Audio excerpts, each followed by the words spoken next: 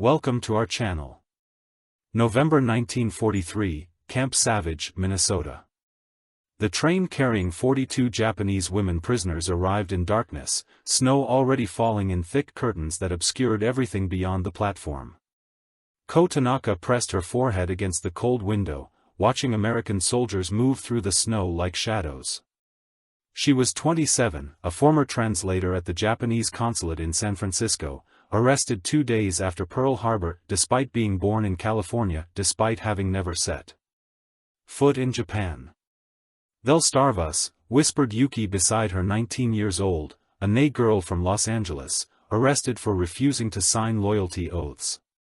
"I heard stories from the internment camps, barely enough food to survive, punishments for speaking Japanese. They hate us." "We don't know that," Ko said, but her voice lacked conviction. She'd spent 18 months in a civilian internment camp before being transferred here for unclear reasons. "This is a military facility, different rules, different, but not better." Yuki's hand trembled. "We're enemy aliens, Japanese faces. They'll treat us like animals." The train doors opened, guards waited, rifles ready, faces expressionless in the cold out, commanded a female officer. "Single file, no talking. Keep your hands visible." The women climbed down into snow that reached their ankles. None had proper winter clothing, just the thin dresses and worn coats they'd been wearing when arrested, sometimes years ago. Ako watched their breath fog the air, watched women shiver, watched fear ripple through the group like wind through grass. The female officer stepped forward, Captain Mary Wilson. According to her name tag, she was perhaps 35, with steel-gray eyes and a bearing that suggested she'd seen combat. "I am Captain Wilson. This is Camp Savage, a military intelligence training facility. You've been brought here because you speak Japanese fluently. You'll be working as translators helping decode enemy communications." Her voice was crisp, professional. "You're prisoners of war under military jurisdiction. You will follow orders, maintain discipline and work assigned shifts. In return, you'll receive treatment consistent with Geneva Convention standards." "Geneva Convention?" Yuki whispered in Japanese for us. Wilson's eyes snapped to her. "English only during official interactions, Japanese permitted during personal time and translation work understood." "Yes, ma'am." Yuki replied in English. "Good, follow me to your quarters." They walked through snow toward a series of barracks, not the tar paper shacks Ko had expected, but solid wooden structures with actual windows, actual doors. Wilson opened the nearest barracks inside, bunk beds with real mattresses, clean blankets folded. At the foot of each bed a potbelly stove already burning, radiating warmth. 42 beds, 2 per bunk. Choose your spaces. Lights out at 2,200 hours, rely at 600. Mesh hall opens for breakfast at 6:30. Wilson paused. "Bathhouse is behind this building. Hot water is available from 1,700 to 2,000 hours. Latrine facilities are inside flush toilets, not outhouses." The women stared in disbelief. "This is a trick," someone muttered in Japanese.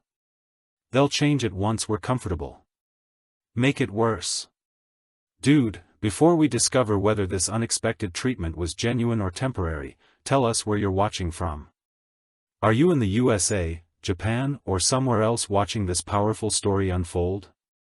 We love connecting with viewers worldwide who appreciate these hidden histories of dignity during conflict." Wilson turned at the door. "One more thing, dinner is at 1,800 hours.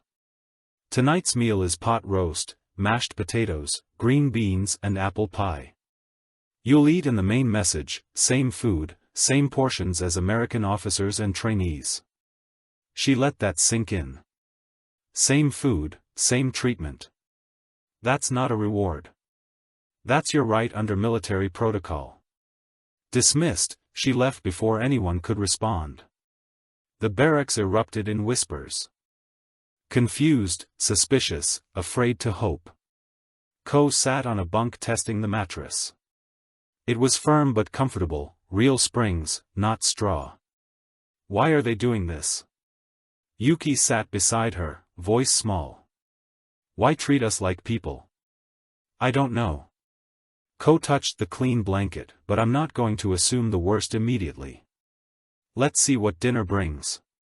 That evening they walked to the mess hall, a large building filled with long tables, American soldiers and trainees eating and talking. The women hesitated at the entrance. Prisoners sit left side, a sergeant directed. Fill your trays at the serving line, find seats, don't block traffic. Ko led the way, her heart pounding. The serving line held enormous pots of food, steam, rising smells that made her stomach clench with hunger. A young private served her scooping pot roast, mashed potatoes, green beans onto her plate without comment. Another private added a slice of apple pie. The portions were the same. Ko glanced at the American soldiers' plates, identical portions. She carried her tray to a table, sat and stared at the food, real meat, fresh vegetables, dessert. Around her other women sat in shocked silence, looking at their plates like they might disappear. Is this real? Yuki whispered. Only one way to find out. Ko cut a piece of pot roast, raised her fork to her mouth and tasted the flavor exploded, rich, savory, seasoned properly. She hadn't tasted meat this good in 2 years. Her eyes filled with tears before she could stop them. Around the table, other women were crying, too silent, overwhelming tears falling onto plates of food that represented something more than nutrition. They represented dignity, humanity, recognition that even enemies deserved basic respect. And that recognition broke. Something in Ko that she hadn't known was holding her together, the armor of expecting the worst, of preparing for cruelty, of believing that her Japanese face made her less than human in American eyes. Why, she whispered to no one, why are they doing this? The next morning Ko woke to the sound of relay, a bugle playing across the snowy camp. For a moment she forgot where she was. Then reality crashed back, Camp Savage, Minnesota. Prisoner of war, enemy, alien, despite being born in Sacramento, everyone up. Captain Wilson's voice cut through the barracks. Breakfast in 30 minutes. Uniform inspection afterward move. The women scrambled into the clothing they'd been issued the night before, dark blue work uniforms, proper winter coats, actual boots that fit. Ko examined her reflection in a small mirror. She looked like a military worker, not a prisoner. This doesn't make sense, muttered Fujiko, a woman in her 40s who'd been a college professor before internment. Military prisoners should be in prison garb. Why are they clothing us like personnel? Maybe because they need us to work? Ko suggested hard to translate documents if you're freezing to death. Or maybe. Yuki said quietly, they actually mean what they said. Geneva Convention treatment. Breakfast was served in the same mess hall, the women filed through the line, scrambled eggs, bacon, toast, coffee, again the same portions as the American soldiers sitting 2 tables over. Ko sat with her tray watching the soldiers. They talked and laughed, complained about the cold, argued about baseball, normal human conversations. None of them glared at the Japanese women, none of them whispered or pointed. It was as if the women were just there, present but not threatening, acknowledged but not feared. Tanaka, Captain Wilson, appeared at her table. You're assigned to Translation Unit A. Report to Building 7 after breakfast. Bring your language skills and leave your assumptions at the door. Yes, ma'am. May I ask what will we be translating? Intercepted enemy communications, radio transmissions, documents, letters found on captured soldiers, intelligence that could save American lives? Wilson's expression hardened. I know what you're thinking. Why should you help us? You're Japanese, we're the enemy. But consider this, every communication you accurately translate might prevent American soldiers from dying, might prevent Japanese soldiers from being killed unnecessarily. Intelligence shortens wars, saves lives on both sides. She walked away before Ko could respond. Building 7 was a squat concrete structure filled with desks, filing cabinets, and the constant chatter of typewriters. A dozen American intelligence officers worked at various stations, surrounded by papers covered in Japanese characters. Major Richard Hayes stood at the front, a lean man in his early 40s with tired eyes and ink-stained fingers. "Ladies, welcome to the translation unit. I'm Major Hayes. I spent 10 years in Japan before the war, Tokyo, Osaka, Kyoto. Furthermore, I speak Japanese fluently, so don't think you can slip anything past me." He smiled, but it didn't reach his eyes. "Your job is simple: translate accurately and completely. No emissions, no editorializing, no sabotage. In return, you'll be treated as professional translators, not enemy prisoners. You'll eat well, sleep in comfortable quarters and receive fair treatment. Any questions?" A woman named Sakura raised her hand. "Why should we trust that this treatment will continue at the internment camps? They promised fairness too.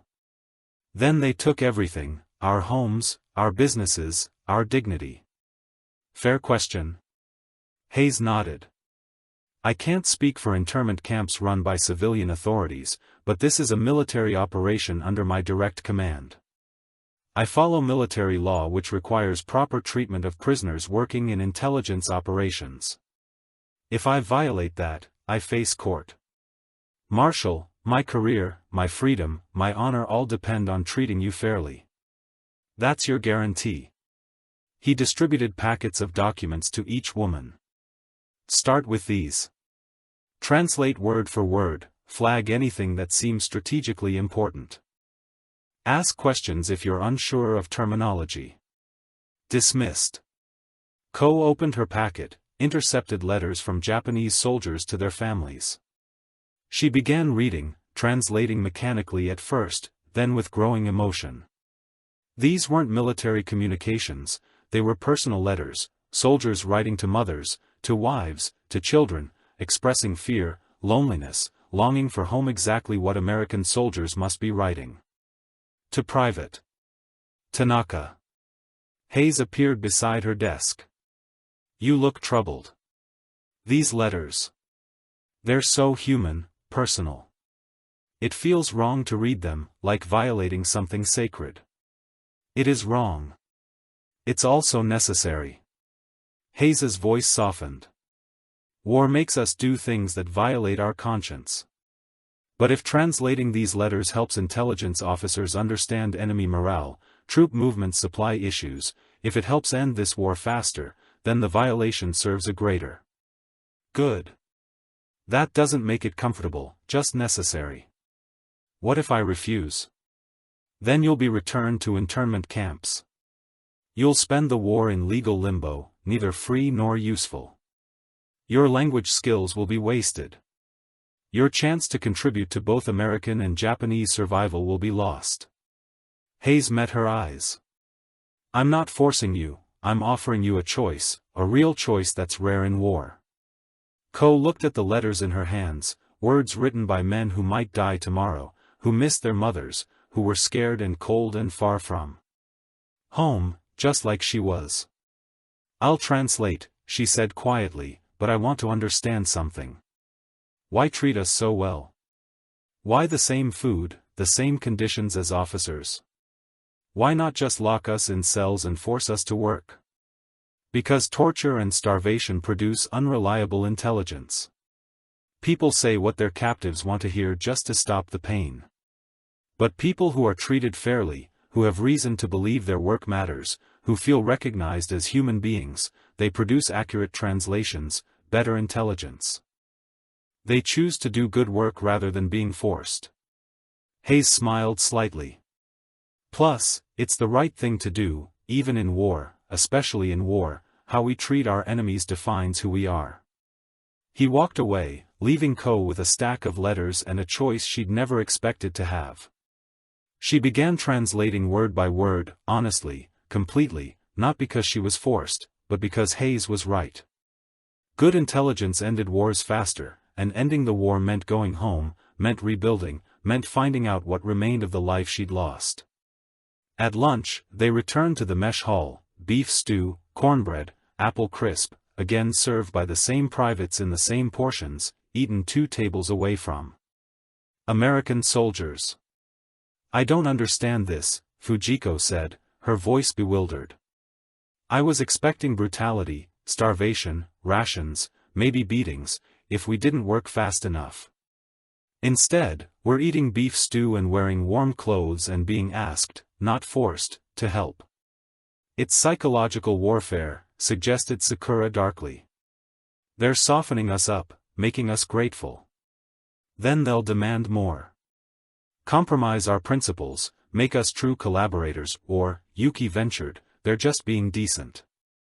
Is that really so impossible?"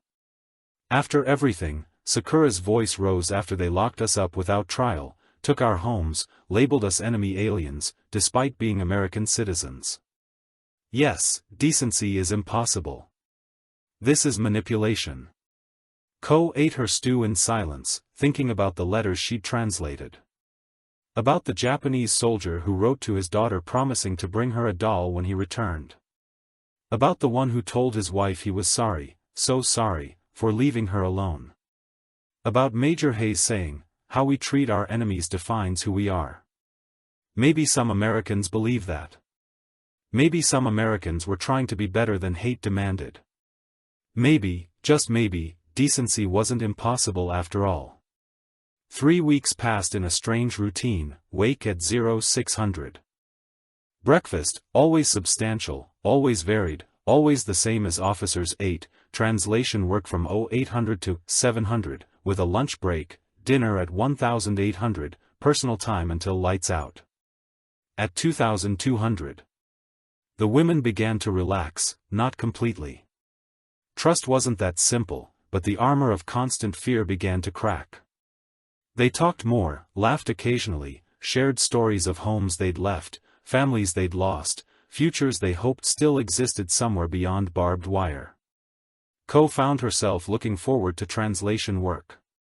The documents revealed Japan's deteriorating military situation, supply shortages, low morale, strategic retreats.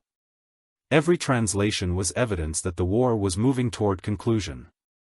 "You're good at this," Major Hayes told her one afternoon reviewing her work. "Best translator in the unit. You catch nuances, others miss. Cultural context implied meanings. My grandfather was a literature professor in Kyoto. He taught me that language is more than words. It's the space between words, the silence, that speaks. Wise man, is he still alive? I don't know. We lost contact when the war started. He's probably dead by now. Old age, or she trailed off, or the war." Hayes nodded. "I lost friends in Tokyo, colleagues, good people who happened to be on the wrong side of a line governments drew. I think about them every time. Furthermore, I translate something that might help bomb their cities." "Why do you do it then, if it troubles you now?" "Because not doing it doesn't stop the bombs, it just makes them less accurate. More civilians die, more destruction. Bad intelligence prolongs war. Good intelligence, painful as it is to produce, helps end it." Hayes set down her translation. "You understand that, don't you? That's why you're here, not because we're forcing you, but because you've chosen to help end this thing." Ko wanted to deny it, wanted to say she was just surviving, just doing what was necessary. But that would be a lie. "Yes," she admitted. "I'm choosing this because my family is still in that internment camp in California, my little brother, my parents. Every day this war continues is another day. They suffer. If my translations help end it faster, even by one day, that's worth the moral complexity." "Moral complexity," Hayes smiled. "That's a generous term for betraying your ancestral homeland to help the country that imprisoned you unjustly. Is it betrayal if the homeland never really belonged to me? I was born in Sacramento. I've never seen Japan. My ancestral homeland is a place I know only through my grandfather's stories and language lessons. Ko's voice strengthened. Maybe I'm not betraying Japan. Maybe I'm choosing America despite America not choosing me, despite being treated like the enemy.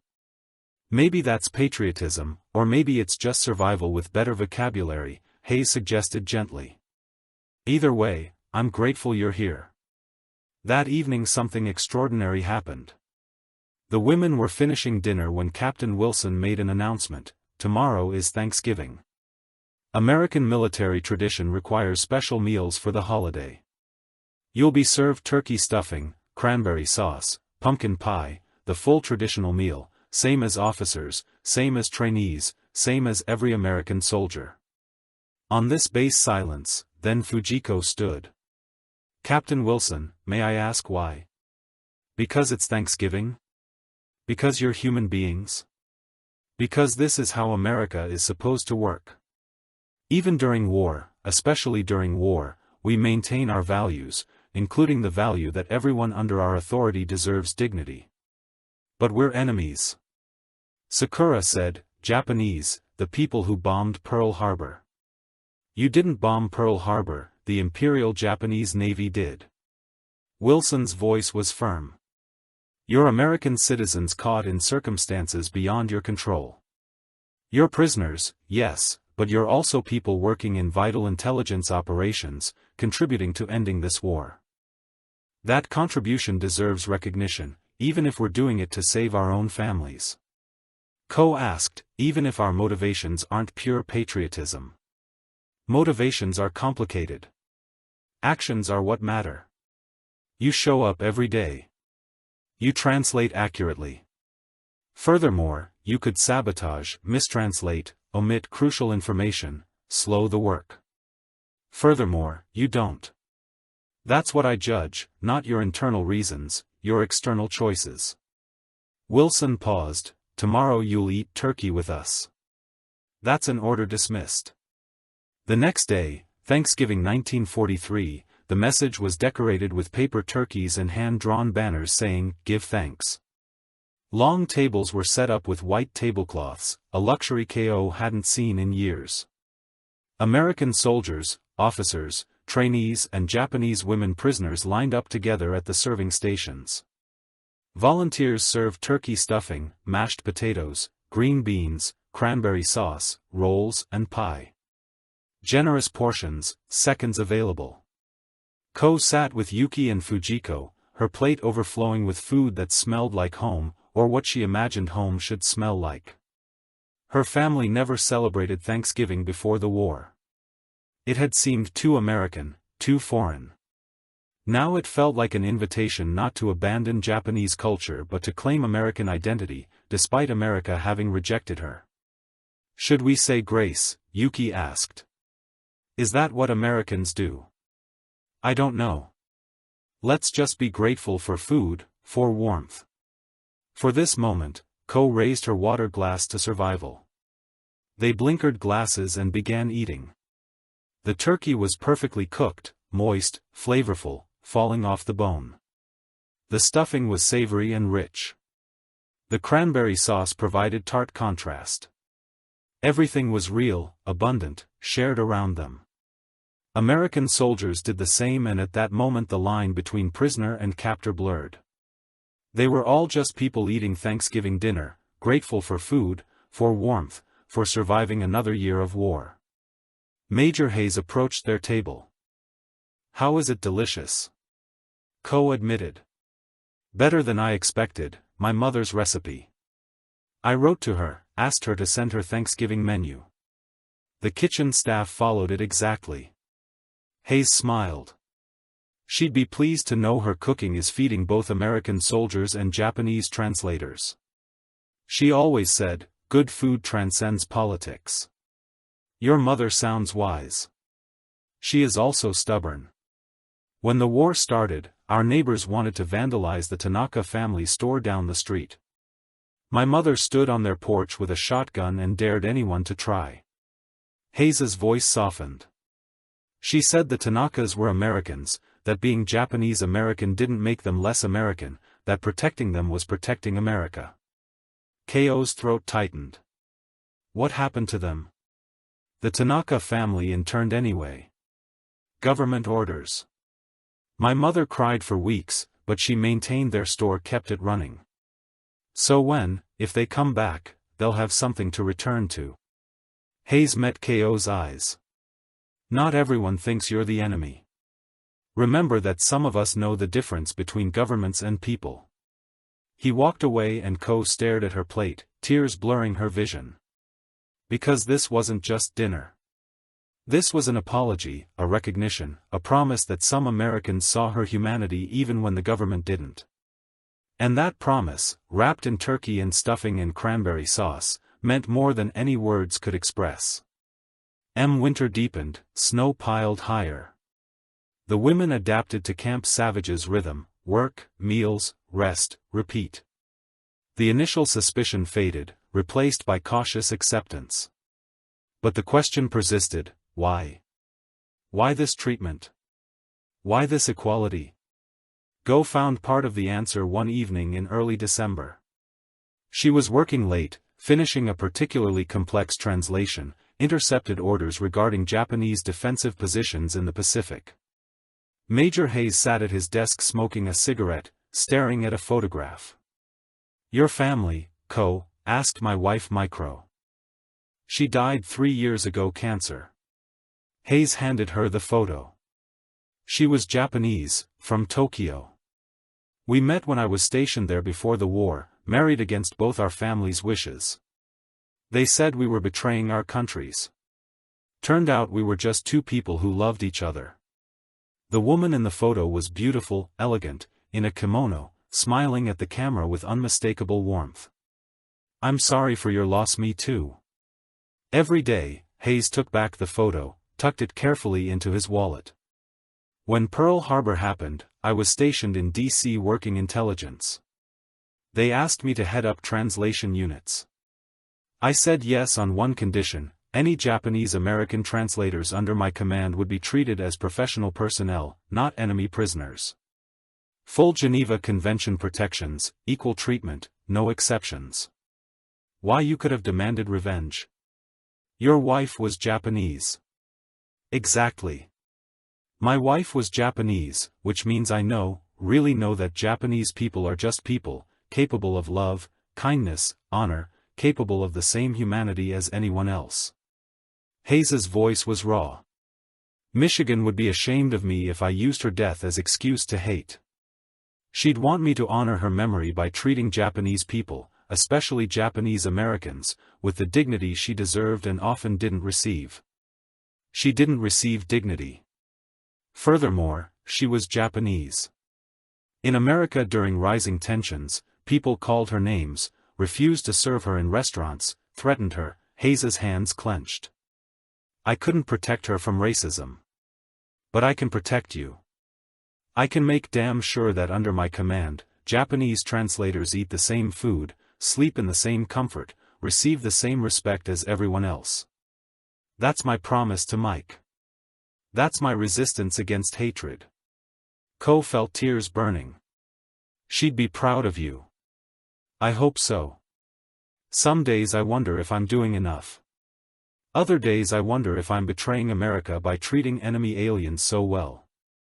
Then I remember Micro was both Japanese and American, just like you, and if I can't honor both parts of her, I can't honor her at all." He stood, stubbed out his cigarette. "Finish that translation. Then go get dinner. I hear they're serving beef stew tonight." Major Hayes Ko called as he reached the door. "Thank you for this, for seeing us," for her voice broke, "for making us feel human again. You never stopped being human. I'm just refusing to forget that." He left quietly. Ko finished her translation, her hands shaking slightly. She'd spent 2 years believing all Americans hated her, believed her Japanese face made her enemy by default, believed dignity was something she'd lost forever. But here was evidence otherwise. Here was a man who loved a Japanese woman, who honored her memory by treating Japanese translators as equals, who resisted hatred despite having every reason to embrace it. That evening at dinner, beef stew as promised, rich and hearty Ko sat with the other women and shared Hayes's story. So that's why Fujiko said softly, he loved someone like us, lost someone like us, and he's determined to make her sacrifice mean something.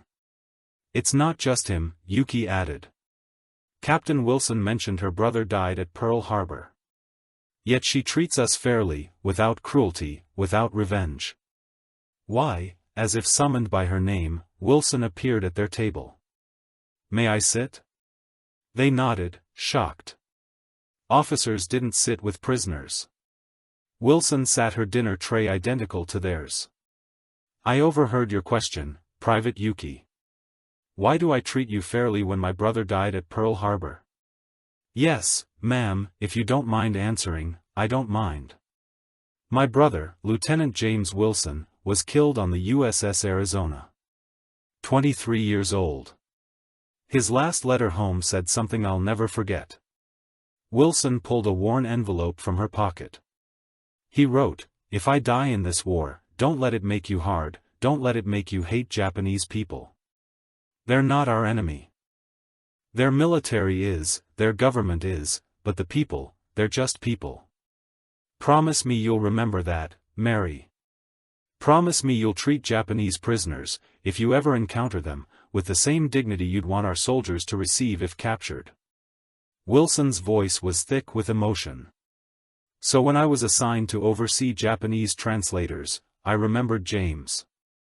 I remembered his plea not to become hard, not to hate, and I decided to honor him by doing exactly what he asked, treating you with dignity, feeding you properly, giving you warm beds, recognizing your humanity. Not because you deserve special treatment, because every human deserves basic treatment, and refusing to give you that would make me less human, would betray James's memory. Silence fell around the table. Your brother sounds like he was a good man. Ko said quietly he was. He'd have liked you. All of you would have said. You're proving his point that people transcend politics, that humanity persists if we let it. Wilson stood, enjoy your dinner, you've earned it. She walked away, leaving 5 Japanese women staring at beef stew that suddenly tasted like grace, like forgiveness, like the possibility that hate wasn't inevitable, that even in war, even across enemy lines, some people chose differently, chose to see humanity instead of nationality, chose to honor the dead by being better than revenge demanded. And that choice, served on dinner trays with beef stew and cornbread, changed everything. Christmas 1943 arrived, with fresh snow and temperatures that made breathing painful. The women woke to find the camp transformed, evergreen garlands, paper decorations, a massive Christmas tree in the mess hall they're celebrating. Yuki said confused, why would they include us in their holiday? Because apparently that's what they do here. Ko replied. She was no longer surprised. 3 months had taught her that Camp Savage operated on different principles than the internment camps, principles of dignity, equality, humanity. Captain Wilson gathered them before breakfast. Ladies, Christmas is the most important holiday in American military tradition. Today you'll receive the same Christmas dinner as officers: turkey, ham, mashed potatoes, vegetables, pie. And she paused, presents, small gifts, nothing extravagant, but acknowledgement that you're here, that you matter. Presents. Yumiko's voice broke for us, for everyone under my command. That includes you. Officers drew names. You've been assigned Secret Santa as people who picked out small gifts based on what they know about you from working together. Wilson's expression softened. This isn't manipulation. This isn't psychological warfare. This is Christmas. This is how we maintain our humanity when war tries to strip it away. The Christmas dinner was overwhelming, tables groaning with food, soldiers and prisoners eating together, carols playing over speakers, laughter mixing with the clink of silverware. After dinner, Wilson distributed presents, small packages wrapped in newspaper, tied with string, labeled with names. Ko received a package with her name written in Major Hayes's handwriting. She opened it carefully. Inside a book, The Tale of Kenji in Japanese, a novel from her grandfather's era. A note was tucked inside for Ko. Your translations show deep understanding of Japanese literature. I thought you might enjoy this. Micro loved this novel, said. It taught her that human emotions transcend time and place. Merry Christmas, Major Hayes. Ko clutched the book to her chest, unable to speak. This wasn't just a gift.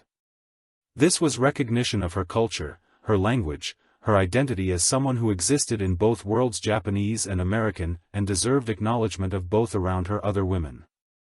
Opened gifts. Yuki received writing paper and stamps. Someone had noticed she wrote letters constantly. Fujiko received a mathematics textbook. She'd been a professor and someone remembered. Sakura received sheet music. She'd mentioned loving piano. Small gifts, but chosen carefully, with attention, with recognition that these weren't just prisoners. They were individuals with interests, with pasts, with humanity worth acknowledging. Why are you crying? An American soldier asked Ko. He was young, maybe 20, with a kind face. Is something wrong with the gift? No, something's right with it. That's what's overwhelming. Ko wiped her eyes. I've spent 2 years being treated like I'm invisible, like my face made me enemy and nothing else. This she held up the book. This says I'm visible, that someone sees me as more than Japanese prisoner, as a person who loves literature, who has culture worth respecting. You are a person. Why wouldn't we see that? Because most people don't. Most people see uniform or skin color or nationality and stop looking. They don't see past the label to the human underneath. Ko smiled through tears. But here someone looked, someone saw, someone cared enough to choose a gift that acknowledged who I am, beyond what I am. The soldier nodded slowly.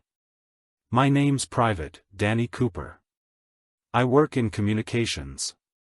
I've seen your translations. You're brilliant, best we have. You've saved American lives with your work, probably more than you know. Furthermore, you deserve recognition for that. I'm not doing it for America, I'm doing it for my family, to end this war so they can go home. Motivation doesn't matter, results do, and your results are excellent. Cooper extended his hand. Merry Christmas, Ko. Thank you for being here. Thank you for choosing to help despite everything. She shook his hand, enemy shaking hands with enemy. Except they weren't enemies anymore, they were co-workers, colleagues, people who respected each other's contributions, regardless of flags or faces. That night, lying in her bunk with the book clutched to her chest, Ko thought about everything that had happened since arriving at Camp Savage, the same food. The same treatment, the recognition of humanity.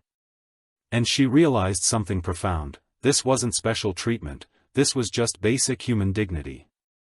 The fact that it felt special, that it made them cry, that it seemed miraculous. That was the real tragedy, because dignity shouldn't be miraculous, it should be baseline. But after 2 years of internment camps, of being treated as enemy aliens despite being American citizens, of having rights stripped and identities erased, after all that basic human dignity felt like a gift from heaven. And the Americans at Camp Savage, by simply treating them as people deserving of food and warmth and presence and recognition, had given them something more valuable than Christmas dinner. They'd given them back their humanity. And that gift, that simple, profound gift of being seen as human again, would last long after the war ended, long after the turkey and pie were forgotten. Long after the snow melted and spring came and the war finally mercifully concluded. Because once you've been reminded you're human, once you've tasted dignity after years of degradation, you never forget and you spend the rest of your life trying to pass that gift forward, to see others, humanity when circumstances make it easy to see only enemies, to choose compassion when hatred would be simpler. To remember that the food we share, the gifts we give, the recognition we offer, these aren't luxuries. They're the foundations of civilization, the proof that humanity persists even when war tries to destroy it. And sometimes, just sometimes, that's enough to change everything. Spring 1944, the war was turning. Allied advances in the Pacific meant more intercepted communications, more translations needed, longer hours for the women. But something else was changing too. The rigid separation between prisoners and soldiers was dissolving, not officially. Regulations still existed, but human connection couldn't be regulated. Ko found herself having real conversations with American officers, not just about work but about books, about philosophy, about what they do when the war ended. "I'm going back to teaching," Major Hayes told her one afternoon. High school literature. "I want to teach students that understanding other cultures isn't weakness, it's strength, that language is bridge, not barrier." "Will you teach Japanese literature, if they let me?" After this war, Japanese culture will be tainted in America, associated with the enemy. It'll take years before people can separate culture from politics. Hayes looked at her. "That's where people like you come in, Japanese Americans who can show that culture and loyalty aren't mutually exclusive, that you can love Japanese literature and American freedom simultaneously, if they let us." Ko said bitterly, "We're still in camps, still labeled enemy aliens. That will change, has to change. This country can't claim to fight for freedom while denying it to its own citizens based on ethnicity." Hayes's voice was firm. "When this war ends, there'll be a reckoning, question about internment, about civil rights, about what America really means. People like you, people who contributed despite being wronged. You'll be the moral compass pointing toward what we should have been all along." News arrived in May that Japanese-American soldiers, the 422nd Regimental Combat Team, were fighting in Europe, proving loyalty through blood. "They're dying for a country that imprisoned their families," Yuki said reading the newspaper report. "How is that not insane?" "It's the most American thing possible," Captain Wilson replied. She joined their table, a regular occurrence now. Fighting for ideals even when reality falls short, believing in what America should be, not just what it is, that's patriotism, real patriotism, not blind loyalty, but conscious choice to build something better. And the women discussed this late into the night. Were they patriots, collaborators, survivors? Something else entirely. "We're translators," Ko finally said. "We're doing a job that needs doing, that saves lives, that ends this war faster. Whether that makes us patriots or traitors depends on who's asking and what flag they're waving, but it makes us human, it makes us people choosing to contribute, despite having every reason to refuse. And maybe that's enough." June 1944, D-Day. The message erupted in celebration when news came, Allied forces landing in Normandy, Europe's liberation beginning. The Japanese women celebrated too cautiously, because D-Day meant the war's end was visible on the horizon, meant going home, wherever home was now, was becoming possible. "What will you do, Yuki?" asked Ko. "After I don't know, my family's still interned. Our house in Sacramento was seized, my father's business destroyed. Even if we're released, we have nothing to return to." Ko's voice was flat. "Maybe I'll stay here. Keep translating. The military will need Japanese speakers for occupation forces, reconstruction, war crimes, trials. You'd work for the occupation, why not? Someone needs to translate. Someone needs to help build bridges between conquerors and conquered. Furthermore, someone needs to prove that Japanese and Americans can work together towards something better than mutual destruction." Ko paused. "Or maybe that's naive. Maybe I'm just avoiding the harder choice of returning to California and fighting for justice there." Major Hayes approached with news. "Ladies, I have an offer. After the war, the military will establish a foreign language school teaching Japanese to American soldiers and diplomats. They need instructors, native speakers who understand both cultures. Anyone interested?" Every hand rose. "I thought so." Hayes smiled. "You'd receive fair wages, proper employment status, opportunity to apply for citizenship through service. It's not full redemption for internment, but it's a start, recognition that your skills matter, that your contributions count. Why would they trust us to teach soldiers? Fujiko asked, we're still technically enemy aliens because you've proven yourselves, 18 months of accurate translations, critical intelligence, lives saved. You've earned trust through actions, not words. Hayes's expression was serious. This isn't charity. This is strategic necessity wrapped in moral obligation. America needs Japanese language experts. You need employment and paths to full citizenship. It's mutually beneficial and self-serving. Sakura added, they're not doing this out of kindness. They're doing it because they need us. Both things can be true. Captain Wilson interjected, she'd been listening nearby. They need you, and it's the right thing to do. Necessity and morality aren't mutually exclusive. Sometimes they align.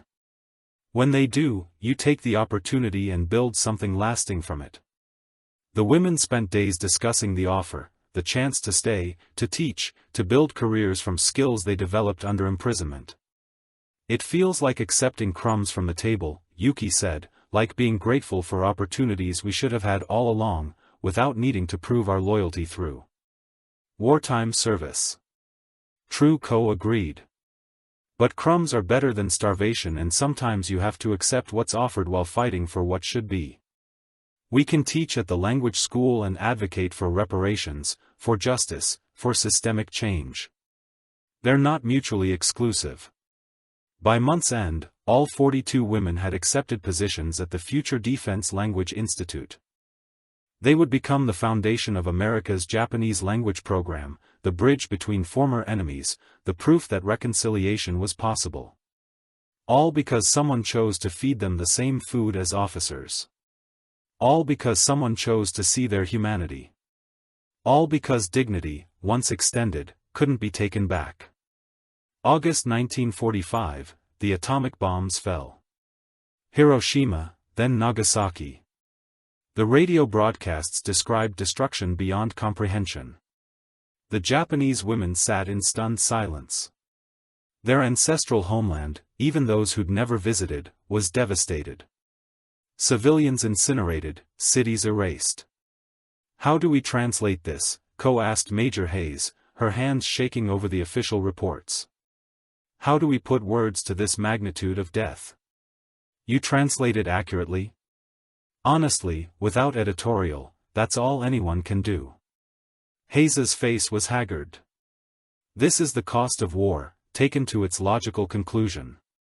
This is what happens when nations forget that their enemies are human.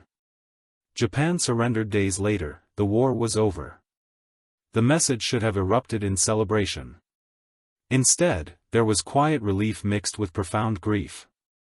Everyone had lost something: people, innocence, the belief that civilization had limits. Captain Wilson gathered the women that evening. You're no longer prisoners of war as of Japan. Surrender your civilian detainees awaiting processing. Within weeks, you'll be released, free to return to families, to rebuild lives, to claim whatever future you choose. What about the teaching positions? Fujiko asked, still available, in fact, more urgent now. Occupation forces need translators immediately. If you're willing to deploy to Japan to help with reconstruction, with translation services, with building the peace, the military will fast-track your employment paperwork. Deploy to Japan. Yuki's voice cracked to our homeland that we've never seen to help the conquerors occupy it, it to help rebuild it.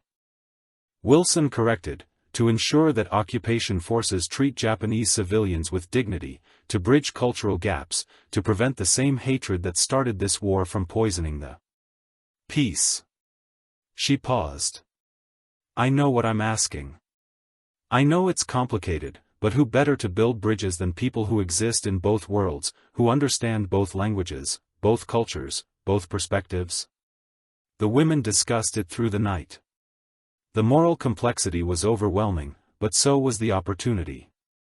My grandfather is in Kyoto, Ko said. Finally, if he's still alive, I could find him, help him, use my position to channel resources to civilians who need them. My cousin is in Tokyo, Yuki added, Or was, I don't know if he survived, but if I'm there I could search, I could help. One by one. They decided not all. Some chose to return to American families, to rebuild lives in California, to fight for justice on home soil. But 23 women, including Ko, volunteered to deploy to Japan as civilian translators for occupation forces. "You're making history," Major Hayes told them. "Japanese Americans returning to Japan to help build peace. That's revolutionary. That's proving that ethnicity doesn't determine loyalty, that people can hold multiple identities without betraying either." "Or we're just trying to find family," Ko said quietly, trying to make sense of surviving when so many didn't, trying to build something good from the ashes. Of everything that burned. That's exactly what I said, history, survival, building, they're all the same thing. October 1945. Ko stood on a ship bound for Japan, watching America's coastline disappear. Beside her, Yuki and 21 other women who'd chosen this impossible path. "What if we regret this?" Yuki asked. "What if we get there and everyone hates us, American collaborators returning to occupied homeland? Then we'll deal with it together." Ko took her hand. "We've survived internment. We've survived being labeled enemy aliens. Furthermore, we've survived imprisonment and translation work and moral complexity. Furthermore, we can survive this too." They arrived in Yokohama to a Japan that no longer existed, rubble destruction, survivors moving through ruins with hollow eyes. Ko's translator assignment was Kyoto, miraculously spared from bombing, preserved by Americans who valued its cultural significance. She found her grandfather in a small house near the Temple district. He was 83, frail but alive. "Koken," he whispered when she appeared at his door, "you came back. You remembered your Japanese. I never forgot Osi-chan. Not the language, not you, not what you taught me." She knelt beside him. "I'm here to help. I work for occupation forces, but I can channel resources, food, medicine, rebuilding supplies. Tell me what you need, tell me what the community needs." Over the following months, Ko became a bridge, translating for American officers while advocating for Japanese civilians, ensuring that occupation was humane, that dignity was maintained. She often thought of Camp Savage, of Hayes's lessons about treating enemies with humanity, about Wilson's commitment to honor through fair treatment. Now she was doing the same, using her position to ensure that American occupation forces fed Japanese civilians properly, treated them with respect, saw them as people, not just conquered enemy. "You learned well," Hayes wrote in a letter. "You're passing forward what we tried to teach, that humanity transcends nationality. That how we treat the defeated defines us as much as how we treat the victorious." Ko shared meals with American soldiers and Japanese civilians, translated conversations that built understanding, helped families find missing relatives, channeled supplies to orphanages. She was living proof that the food shared at Camp Savage, the same food, the same portions, the same dignity, had planted seeds that were now bearing fruit, because she'd learned that equality wasn't weakness, that treating enemies as human didn't mean condoning their government's actions, that you could condemn the war while honoring the people caught in it. "You're a hero," her grandfather said one evening. "No, I'm just someone who was shown dignity when I didn't expect it, and now I'm trying to pass it forward." That's exactly what a hero is. 1950, 5 years after the war ended, Ko stood at the newly established Defense Language Institute in Terry, California, teaching Japanese to American soldiers preparing for duty in occupied Japan. Her students were young men who'd fought in the Pacific. Some had killed Japanese soldiers, some had lost friends to Japanese bullets. "Why are we learning this?" one student asked on the first day. "The war's over, we won. Why bother with their language? Because winning isn't the end, it's the beginning." Ko wrote Japanese characters on the board. "You're going to Japan to help rebuild, to establish democracy, to build a peace that lasts. You can't do that without understanding the people, their language, their culture, their humanity. But they're the enemy. They were the enemy, now they're the defeated. There's a difference, and how you treat the defeated determines whether you build peace or just plant seeds for the next war. Ko turned to face the class. I'm Japanese American. I was imprisoned during the war, despite being born in California. Furthermore, I worked as translator at Camp Savage and I learned something there that I'm going to teach you: the same food, the same treatment, the same dignity. That's not weakness. That's what separates civilization from barbarism. She told them about Major Hayes, about Captain Wilson, about Christmas dinner and Thanksgiving turkey and the same portions as officers. They didn't have to do that. They could have starved us, beaten us, treated us as subhuman. We were the enemy. But they chose differently. They chose to see our humanity, and that choice changed everything. How? The student asked. Because I'm standing here teaching you, helping you understand that Japanese people are just people, that language is bridge not barrier, that the occupation can be humane. If you choose to make it so, Ko's voice strengthened, you're going to Japan. You'll have power, authority. You can use it to be cruel or kind, to punish or rebuild, to hate or understand.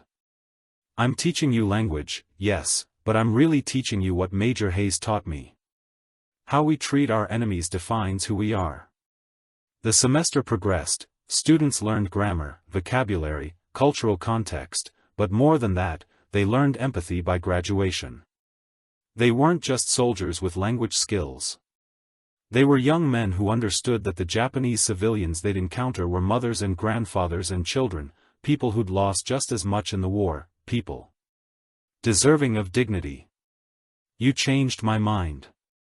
One student told Ko, I went into your class hating Japanese people. I left understanding that I hate what their government did, but the people, they're just people, like my family, like me. Then I've done my job. Ko smiled, pass it forward when you're in Japan. Remember what you learned here: see people, not enemies. Build bridges, not walls. That's how we make sure this was the last war, not just the last one we fought, but the last one we'll ever fight. And that evening Ko received a package from Major Hayes, now a high school literature teacher in Oregon. Inside a photograph from Camp Savage 1943. The Japanese women sitting at dinner with American soldiers. Same food, same tables, same humanity. A note was attached. Ko, thank you for teaching what we tried to show you, that dignity is not earned, it's inherent.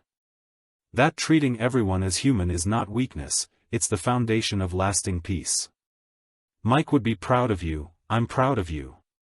Keep building bridges, Richard Hayes. Ko pinned the photograph to her classroom wall. Above it, she hung a sign in Japanese and English: the same food, the same treatment, the same dignity. This is how we build peace. Her students would see it every day, would ask about it, would learn the story of Camp Savage, and they'd carry that lesson to Japan, to occupation duty, to rebuilding. They'd remember that enemies who share meals together can't stay enemies forever, that dignity extended creates dignity returned, that humanity once recognized can't be unseen. And slowly, meal by meal, conversation by conversation, bridge by bridge, they'd build a peace that honored everyone who'd suffered in the war, a peace founded not on victory or defeat, but on the simple revolutionary act of treating everyone as human, of serving everyone the same food, of recognizing that dignity isn't a reward for good behavior, it's the baseline of civilization. And that lesson, learned over turkey and pot roast in a Minnesota winter, would echo across decades, across oceans, across every barrier humans tried to build between each other, because, in the end, we're all just people deserving of food that nourishes, of treatment that honors, of recognition that we matter. And when we remember that, when we choose to act on it, we don't just end wars, we prevent them, one meal at a time. If this story moved, you share it with someone who needs to remember that how we treat those we have power over defines who we are. The dignity we extend today becomes the peace we inherit tomorrow. That's not just history, that's our daily choice.